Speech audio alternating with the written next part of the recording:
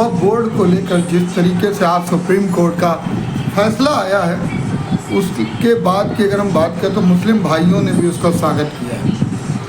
और जिस तरीके से आगे भी अगर वो चाहें, उनको अगर नहीं लगता है कि फैसला उनको स्वीकार नहीं, तो आगे भी दरवाज़ा खटखटा सकते हैं।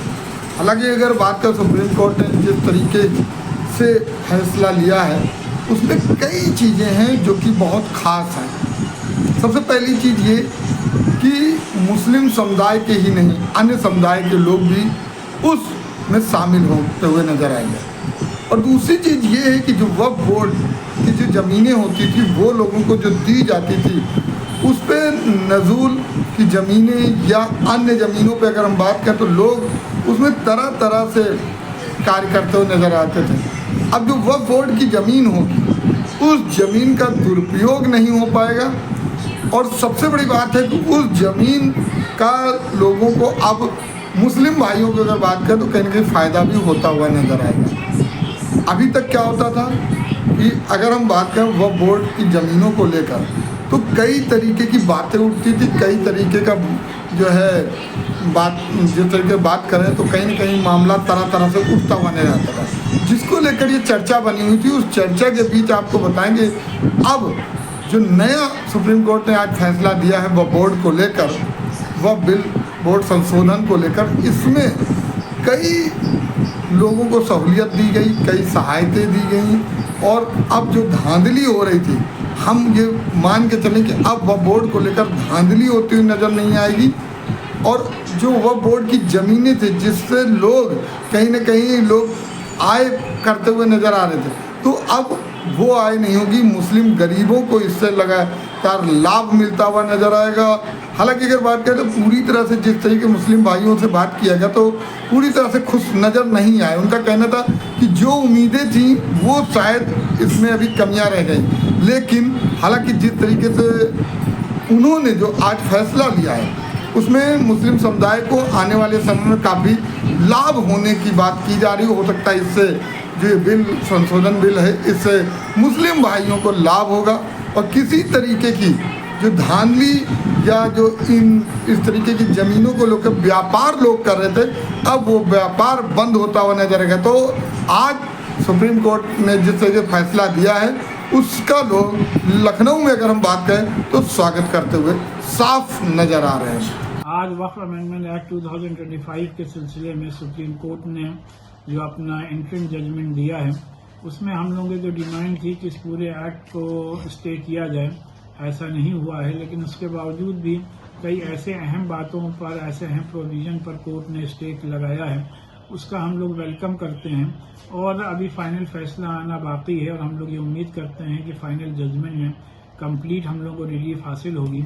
और आज के भी जजमेंट में जिन बातों पर स्टे लगाया गया है, उसमें प्रोविजन सेक्शन 3 और 4 पर स्टे हुई। और इस बात पर स्टे लगाया गया है कि जो 5 साल का प्रैक्टिसिंग मुसलमान होने की शर्त थी, उस पर रोक लगाई गई है।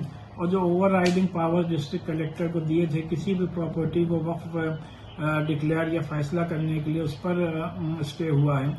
और वक्फ बोर्ड का CEO मुसलमान ही होना चाहिए, इस बात को भी वाज़ेह किया गया है।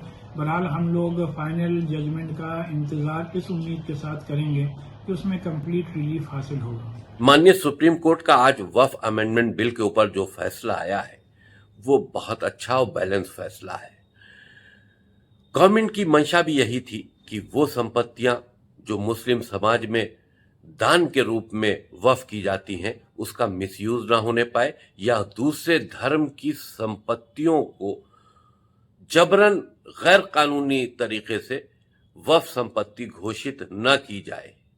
इस वजह से वक्फ बोर्ड जो एक खाली मुसलमानों की जमात थी, उसमें गैर मुसलमानों को सदस्य के रूप में एंट्री देने के लिए जो प्राविधान था, उसको सुप्रीम कोर्ट ने स्वीकार किया है।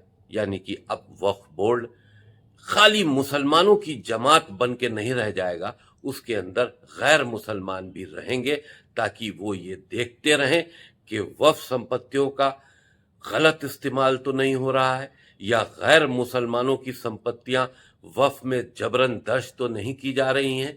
मुख्य कार्यपालक अधिकारी के संबंध में भी जो फैसला आया है कि वो भी गैर मुसलमान हो सकता है, ये बहुत अच्छा फैसला है। कम से कम उन कट्टरपंथी संगठनों के और कट्टरपंथी मुल्लाओं की जो मोनोपोली थी वक्फ बोर्डों पर, अब लगता है कि वो जल्दी खत्म हो जाएगी। सुप्रीम कोर्ट ने वक्फ संशोधन बिल 2025 पर अपना फैसला सुना दिया है। मैं सुप्रीम कोर्ट के फैसले का इस्तकबाल करता हूं और हमें उम्मीद भी यही थी कि सुप्रीम कोर्ट गरीब, कमजोर, लाचार मुसलमानों का ख्याल रखते हुए अच्छा और बेहतरीन फैसला देगी। और चूंकि वक्फ की जमीनों पर जो अमीर लोगों का कब्जा है, नाजायज कब्जे कर रखे हैं, वक्फ बोर्ड ने घोटाले कर रखे हैं, तो इसका हिसाब किताब भी होना जरूरी है। अब इस पर जो जमीनों पर कब्जे कर रखे हैं वो जमीनें मुक्त होंगी और उस पर यतीम खाने, स्कूल, कॉलेज, हॉस्पिटल, मस्जिद और मदरसे बनाए जाएंगे और उससे होने वाली आमदनी गरीब, कमजोर मुसलमानों पर खर्चा होगी और ये मुसलमान अपने पैरों पर खड़े होंगे। तो अब वक्फ संशोधन बिल पर सुप्रीम कोर्ट के फैसला आ जाने के बाद में तमाम राहें आसान हो गई हैं और मैं ये चाहूंगा और भारत सरकार से मेरा मुतालबा भी है कि सरकार जल्द से जल्द कानून को अमली जामा पहनाए ताकि गरीब, कमजोर, लाचार, यतीम, बेवा मुसलमानों की किफालत हो सके, फलाह बहबूद हो सके, जन कल्याण के जो रास्ते खुलें ताकि वो अपने पैरों पे खड़े हो सकें और खुद कफील बन सकें। शिशिर चतुर्वेदी, राष्ट्रीय प्रवक्ता, अखिल भारत हिंदू महासभा। जिस प्रकार से आज माननीय उच्चतम न्यायालय ने अपने अंतरिम आदेश में जो फैसला दिया है वक्फ बोर्ड को लेकर के, अखिल भारत हिंदू महासभा इसका स्वागत करते हैं। जिस प्रकार से गरीब, परेशान, दबे हुए, कुचले हुए मुसलमानों के हक में ये फैसला है, ये एक बहुत ही बेहतरीन कदम है।